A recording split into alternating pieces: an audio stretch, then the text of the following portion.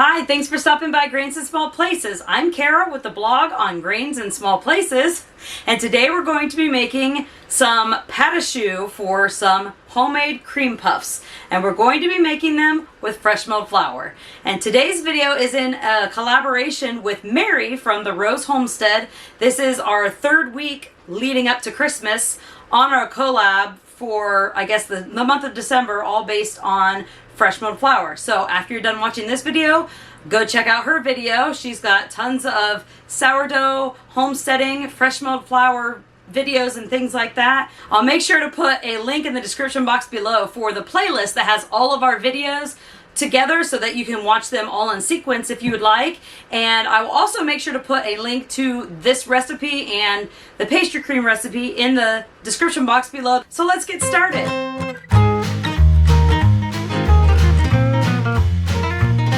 Okay, so first thing we're going to do to make our cream puffs to go with our pate a choux is make some pastry cream. I show you in detail how to make the pastry cream in my fruit tart video, so you can jump over there and take a look at that to watch me make that. But I will put a link to the recipe down in the description box below, that way you have it. If you don't want to make the pastry cream, or it seems intimidating, or you don't want to wait for it, you can always just use like vanilla pudding or something that you buy in the store, whatever you prefer inside of your cream puffs. But I will tell you that this pastry cream really takes it over the edge. So after the pastry cream is done, I'm going to cover it and put it in the refrigerator and let it cool while I make my choux pastry, and that's what we're going to pipe and make our cream puffs with. Okay, so to make the choux pastry, or for the cream puffs, I'm going to be using half soft white wheat and half kamut. I'm going to use about 150 grams, so I'm going to use like 75 grams of each. It looks like I'm running pretty low. I need to go get my bigger containers and refill these little containers. Okay, and then we'll do 75 grams of kamut. If you want to make this with all soft white wheat, you can do that, but you may need a little bit more flour than what I'm using, just a hair.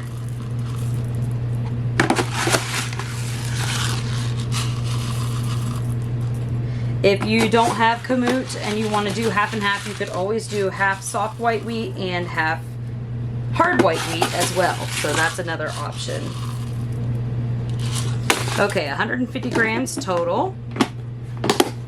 Love these little containers, super great for everyday use.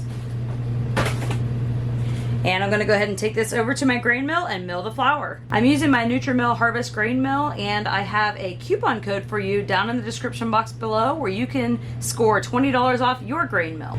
Okay, and I just rinsed this out real quick so that we could go ahead and just make the choux pastry right in the same pan that we made the pastry cream in.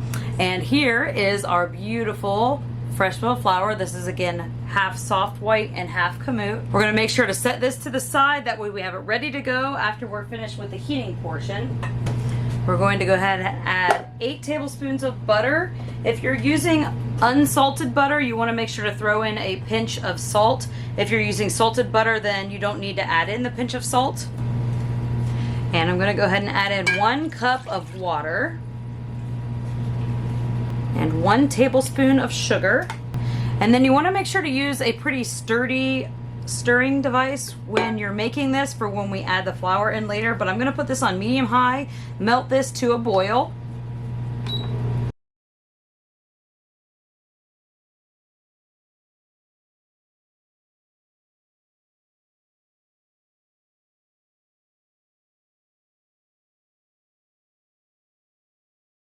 Okay, now that this looks to have come to a pretty decent boil, I'm going to go ahead and pull this off and turn the heat off, and then we're going to put it back on here in a moment when we, after we put our flour in.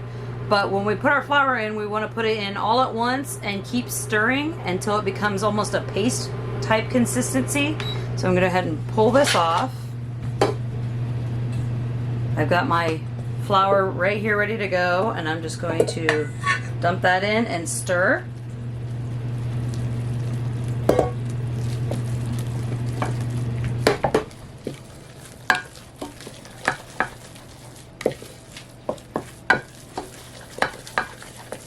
And once that's all incorporated and starting to look like a little pasty, I'm going to put it back on the heat on about medium, medium high, and we're going to just cook this just for a little bit longer till it becomes pasty and shiny and slightly steaming. We don't want to boil it or anything or cook it too long because then we can burn it, but it should become a nice dough here, and it usually takes about a minute or less. And I just watch for the dough to want to start steaming.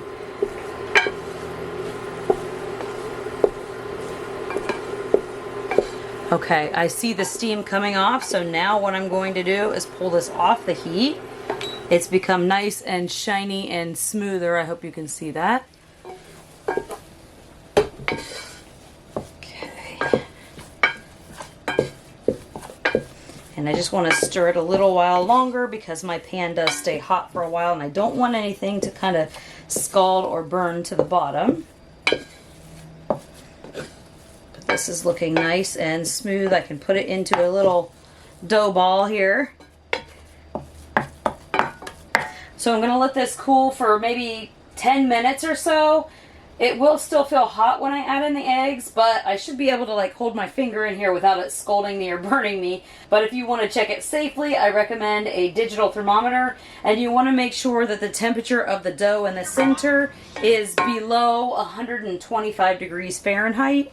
So you want to make sure to just kind of move it around every once in a while to help the dough cool. We don't want it to cool completely. Don't put it in the refrigerator or let it sit for hours or anything like that. We just want it to come down just below the 125 degree mark so we don't curdle our eggs when we put them in. So at this point in time, you can go ahead and pull your eggs out of the refrigerator, let them start coming to room temperature, or if you already have your eggs at room temperature, you're good to go. Okay, so for the next part, you could finish this pastry by hand or with a mixer. If you want to finish it by hand, you can just keep mixing in the eggs in between one at a time. Again, we want to make sure that our mixture is below 125 degrees Fahrenheit before we add any eggs in here. I'm going to go ahead and use my little Bosch compact mixer. I love this little thing, but it's been discontinued, so for these small jobs, I really like to get this out occasionally. So we're just going to add the eggs in one at a time at like a medium speed, and then wait until each full egg is incorporated completely before we add the next one in. And then we'll add the next egg in each time, going on until we have all 4 of our eggs in. And then after we have all the eggs in, we're going to go ahead and beat it for another minute or two. Not too much to where we're over mixing it, but just to make sure everything's incorporated. Scrape down the sides if necessary as needed. So here you can see I'm making these by hand, so you can do it by hand or you can do it by mixer. Either way, I just wanted to show you both options.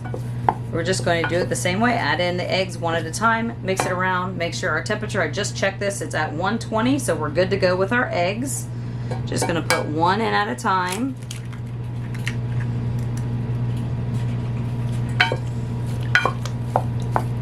And it'll look like it's not going to come together, but just keep stirring it and it will come together.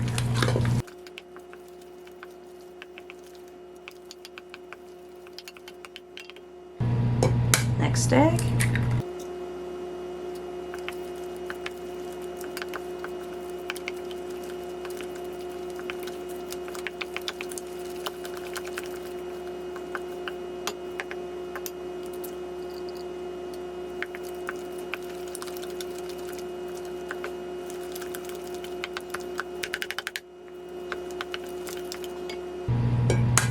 Last egg.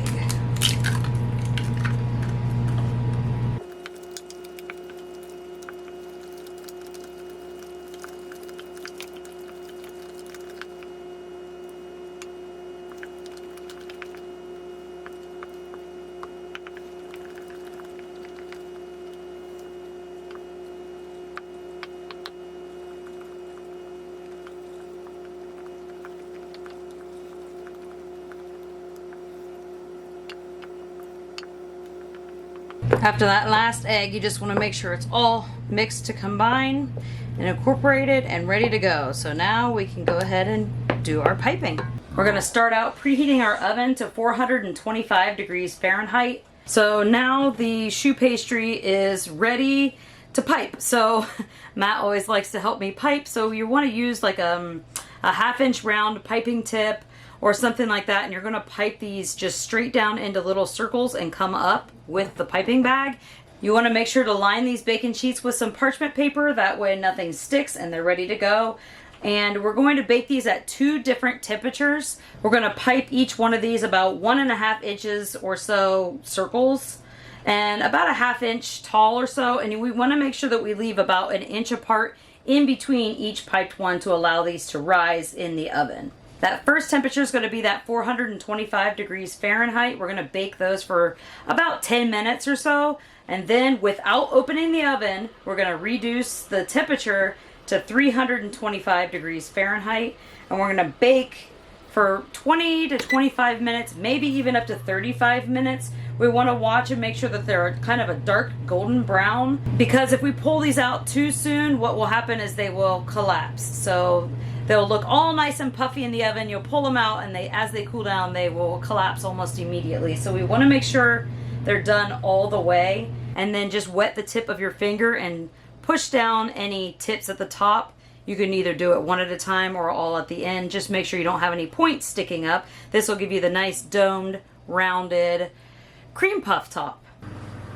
Okay, here is the first batch. You can see they're quite a bit bigger than the uncooked ones. I'm going to let them cool right now on the counter.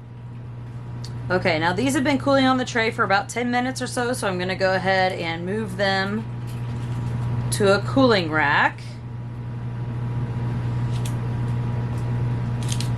while the next set starts to bake.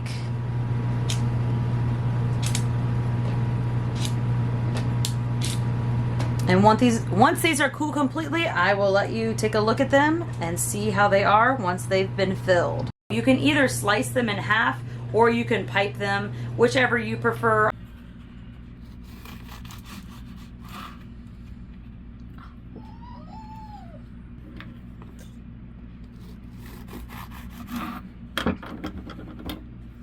Nice, beautiful air pockets to fill with pastry cream.